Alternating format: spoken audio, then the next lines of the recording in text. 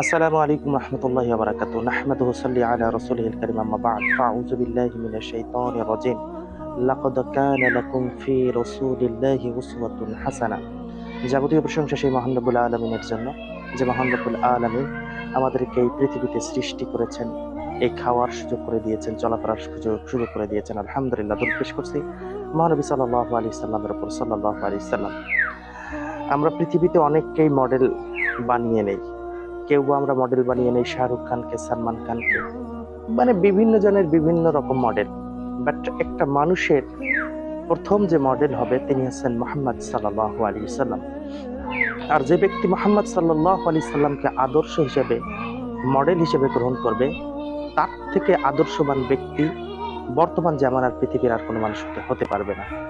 কারণ রাসূল সাল্লাল্লাহু আলাইহি সাল্লাম দেখিয়ে দিয়ে গেছেন কোনটা হক কোনটা বাতিল। অতএব আমাদেরকে আদর্শ হিসেবে গ্রহণ করতে হবে অবশ্যই মুহাম্মদ সাল্লাল্লাহু আলাইহি সাল্লামকে, পৃথিবীর কোনো মানুষকে নয়।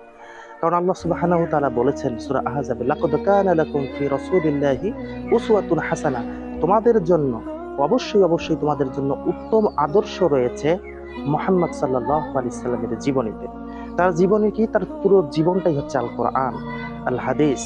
তো আমরা যদি কোরআন হাদিসের নিমিত্তে আমাদের জীবনটাকে গড়ে নেই, তাহলে আমাদের জীবনটা মহানবী সাল্লাল্লাহু আলাইহি সাল্লামের আদর্শে কেটে যাবে। আর যে জীবন মহানবী সাল্লাল্লাহু আলাইহি সাল্লামের আদর্শে কেটে যাবে, সেটাই হচ্ছে সর্বোত্তম জীবন। আল্লাহ সুবহানাহু ওয়া তাআলা আমাদেরকে তার পথে চলার তৌফিক দান করুক, যে পথে তিনি আমাদেরকে রেখে গিয়েছেন এবং দেখিয়ে দিয়ে গেছেন। জাযাকুমুল্লাহু খাইর। আসসালামু আলাইকুম ওয়া রাহমাতুল্লাহ।